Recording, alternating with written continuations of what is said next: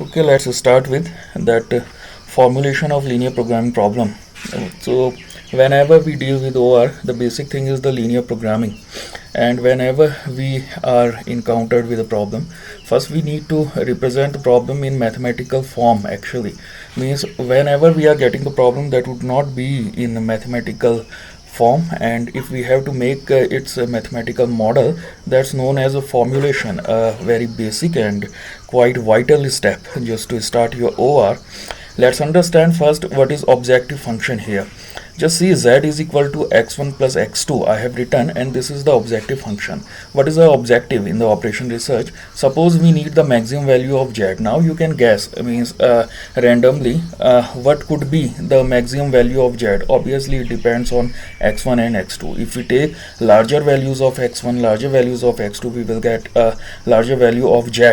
But this doesn't happen always, because in practically it is not possible to assign x1 and x2 as much as we can. So we have limitations, means the value of x1 we cannot extend it to voluntary extension is not possible for x1. Same is the case with x2. So in this case what we have to do is that we have to find the value of x1 and x2 within the limitation.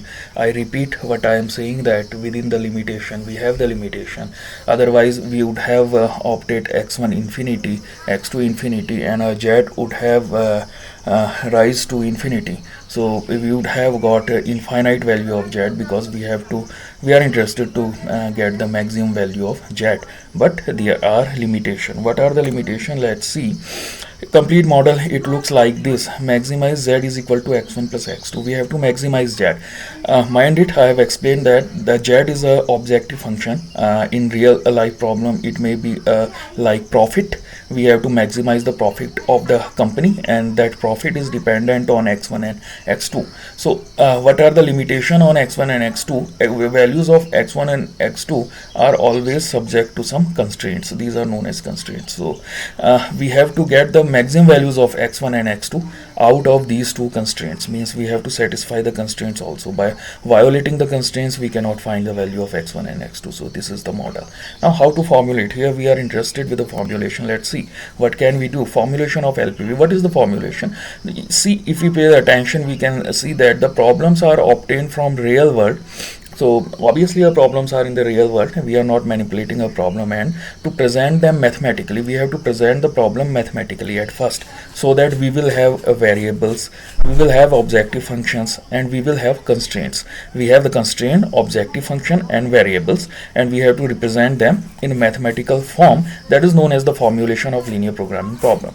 And let's make the concept vivid by an illustration. Let's see what happens. Let's manufacture some chocolate. I have taken one example here. It is about the manufacturing of the chocolate in a company. Consider a chocolate manufacturing company. There is a chocolate manufacturing company, okay, and that produces only two types of chocolates, that's A and B. So company produces two types of chocolates, chocolate type A and chocolate type of B. Other requirement, see, the problem is coming from the real world. Both the chocolate require milk and choco. So ingredients needed, we need a milk and we need choco to produce the chocolates. And to manufacture each unit of A and B, the following quantities are required. Suppose we have to, here we know that we have to produce two type of chocolate. For A, the requirement is 1 unit of milk and 3 unit of choco. And for B, the requirement is 1 unit of milk and 2 units of choco. So 1 unit of milk is required for A and 3 units of choco. And here for B, obviously 1 unit of milk and 2 units of choco. So there are limitations also. In the previous slide we just discussed the requirement. Here see the limitations. These are coming in the form of constraints. Company kitchen has a total of 5 unit of milk. We have only 5 unit of milk and 12 unit of choco. We do not have more than this, and we have to prepare chocolates, both type of chocolates, A and B. On each scale the company make a profit of, now let's talk about the profit. Rs 6 rupees is the profit on per unit of A, and 5 rupees is the profit on per unit of B. Now the company wishes to maximize its profit. It's a problem that how many units of A and B the company need to produce so that the profit will be maximum. And there are of course limitations also. Limited number of units of milk and chocolates are available to us. So Now this is the question. What is the question? The question comes in the form of objective function, and now the question is that now the company wishes to maximize its profit. How many units of A and B should it produce respectively? This is the question. Let's see how can we solve that. So before we start, let's see that let the total number of unit produced by A be X and B be Y. Means we have to produce X unit of A and Y unit of B. So how many unit of A and B we have to produce so that we can maximize our profit? This was the problem, and now we are saying that we are producing the X units of A and the Y units of B. So we have to find the value of X and Y, and first we have to make the model. So how to formulate? Now the total profit is represented by Z. Suppose the profit is represented by Z and the profit is the objective function. We have to maximize it.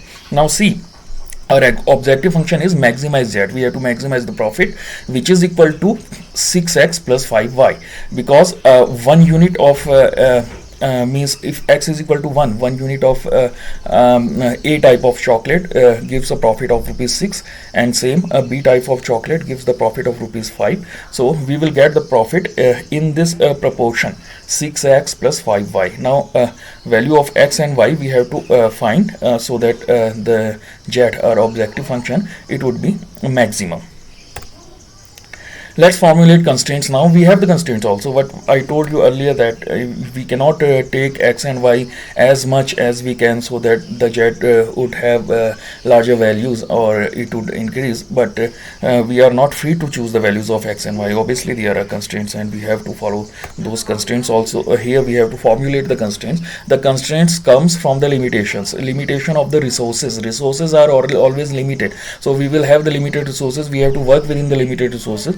So these resources are going to play the role of the constraints, and let's see that how to formulate the constraints. Let's formulate constraints now. We know that the resource of milk and choco are available in limited amount. So for A and B, as has been defined earlier, that the total amount of milk available is only 5 units. So it can be represented mathematically as x plus y is less than equal to 5. Similarly, each unit of A and B requires 3 unit and 2 unit of choco respectively, and the total amount of choco available is 12 unit. So this is unit A requires 3 units of choco, and type B requires 2 units of choco. So total choco required, and it is always less than equal to 12. Similarly, the type A requires 1 unit of milk, and type B also requires 1 unit of milk, and total availability of milk is again less than equal to 5 units. So these are the limitation. We have formulated them in the form of constraints. Let's see further. Let's units produced cannot have negative values. Now we know that x unit of A we have to produce and y unit of B we have to produce, but the units cannot be negative. We cannot produce minus 2 unit. So obviously there is one more constant, and that's known as x is greater than equal to 0 and y is greater than equal to 0.